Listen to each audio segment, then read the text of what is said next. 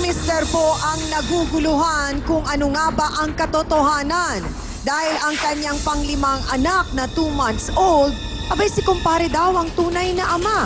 Upang ikwento po ang kanyang saloobin, narito si Nestor Tarayo. Pasok! Magandang umaga po, Kuya Nestor.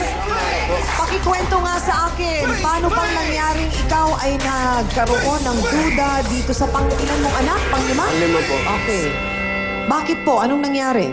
Kasi po, ganito nga po yun, ma'am. Yung asawa ko, na may ginagawa niya sa kalokohan. Anong pangalan ng iyong misis? Ligaya po. Ligaya. Kayo po ba ay kasal?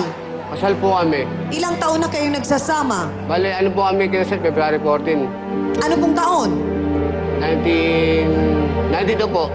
1992. So, ilang taon po si Ligaya no, nung pinakasalan ninyo? 13 po. 13? Kayo? Bata nyo naman nag-asawa? 27 po. Nung napangasawa nyo siya, 13 siya, 27 kayo? Bakit naman ganun kalaki ang agwat po ninyo? Saan po ba kayo nagkakilala ni Ligaya? Sa, ano po, sa bahay na po. Kaninong bahay? Sa bahay namin. Oh, bakit napunta si Ligaya doon sa bahay nyo? Nag-stowaway po yan eh. Ma'am, nag-stowaway. Oh, okay. Tapos? Ayun nga po, nagkaroon kami ng nagkaibigan po kami dalawa. Paano po siya napunta doon sa bahay ninyo? Sino pong may kakilala talaga sa kanya? Kinukuha po siya ng nanay ko. Saan siya nakilala ng nanay nyo? Sa bayan po. Ah, parang napulot siya sa bayan, ganon. Nalagaan po. So, kinupkop, tapos tumira sa inyo, mga ilang buwan o taon bago ninyo parang naramdaman na nagkakapalagayan na kayo ng loob. Taon din po, taon. Okay, bago nyo naramdaman na parang nadidevelop na kayo sa kanya. Okay, so hanggang kinasal po kayo. Kinasal na po kami. Okay. So, yung pagsasama po ninyo naman, maayos naman. Ayos naman po, ma'am. Kailan parang pakiramdam ninyo nagkaroon ng problema? Ito lang pong taon na to, ma'am. Bakit? Anong naging problema? Trabaho po kasi ko sa loob po ng isang buwan. Isang beses lang po ako umuwi. Paano po ninyong nasabi na merong ginagawang hindi maganda Sa pisang ko ang po. misis ninyo? Pisang ko po nagsabi sa akin. Anong sinabi sa inyo? Lalaki nga po pumupunta sa bahay. Ah, yung lalaki. Ang sino daw yung lalaking yun? Yung kumpare ko nga po, nalaman ko nung huli na. Anong pangalan ng kumpare nyo? Baby po, palayo niya. Baby. Paano kayo naging magkumpare? Sa ibang bata po. Ah, merong ibang bata. Pareho kayong ninong. Ganun po ba? Apo. So, nung nalaman nyo, yung sinabi na yun ng pinsan ninyo, kinausap po ba ninyo si Ligaya? Hindi na po, ma'am. Bakit? Ay, nung ano po yun, nung dumating po ako, naglasing po ako. Oh. Nasaktan ko na po siya. Sino? Yung asawa ko po. Si Ligaya. Naginom po ako. So, nung tinanong po ninyo ang asawa ninyo, Opo. syempre, nagulat siya. Ano bang ginawa nyo? Sinampal nyo? Sinuntok nyo? Kinulpi ko po siya. Ay, ginulpi nyo?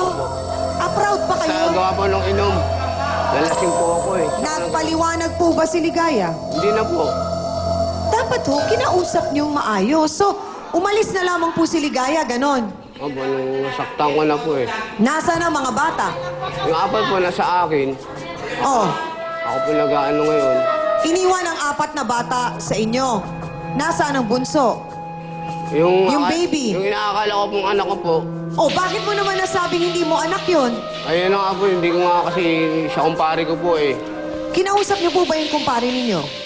Ayun po, nung nabalita ko nga po na gano'n, sinugod ko po siya. Hanggang siya nag-abot po kami ng kumpare So, ko. hindi niyo rin pong kinausap. Nanugod na naman po kayo. Po siya. Ang tanong ngayon, mga kapatid, siya nga ba yung sinasabing hindi ko maintindihan bakit yun ang sinasabi at paniniwala ni Mang Nestor na itong kanyang kumpare ang tunay na ama ng bunsong anak nila? Dahil ang sabi niya, parang lumalabas, nasa lisihan si Kuya Nestor ng kanyang kumpare. O para ipaliwanag po ang lahat, huwag po kayong manunugod. Narito po, si Baby Leongson. Pasok!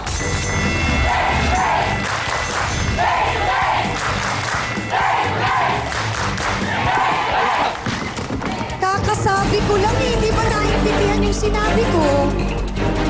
Ano bang di maliwanag doon sa Tagalog ko? Diretsa ang tanong, baby. Totoo ba yung sinasabi ni Mang Nestor na nasa lisihan mo siya sa kanyang misis? Yes, ma'am. Pero ma'am, by accident po. Ay naku naman po talaga ang buong paliwanag ni Baby kung ano nga ba talaga ang katotohanan at kung ano yung sinasabi niyang by accident lang. Malalaman po natin sa pagbabalik po ng paborito niyong Barangay Hall on Air, ang Face to Face. So sa makatuwid, wala kang masyadong ginawa. Yes, ma'am. Higa ka lang. Nakatype lang po ako ng unang dahil nga... At nakatakip ka pa ng una? Opo naman. So parang ang sinasabi mo, hinayaan mo na lang si Ligayang magpakaligaya. Yes, ma'am. Harapin mo, face to face! Face to Face is brought to you by Ever Bilena.